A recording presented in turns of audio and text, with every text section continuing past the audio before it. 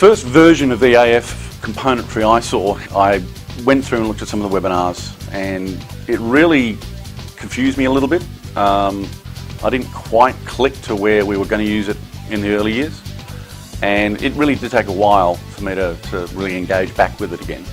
The real implementation for us was the fact that we needed to have a notification system for a new diesel plant we were putting in, and notifications came along just at the right time for us, so we could put the AF system in purely for that, get the notifications working, and then take it from there.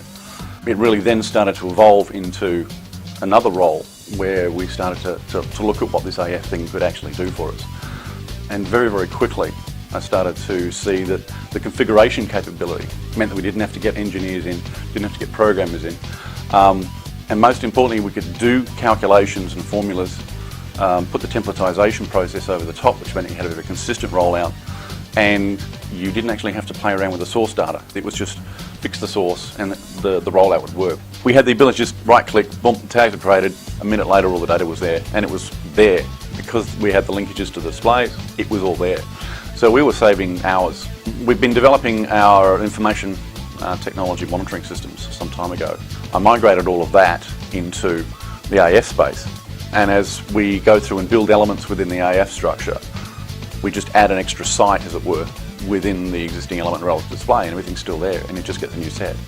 So every time I put a new server in, new cluster of SCADA boxes, whatever it happens to be, put in the parameters, build the tags automatically go to the right interface, add it to the side on the process book, and the display just keeps going.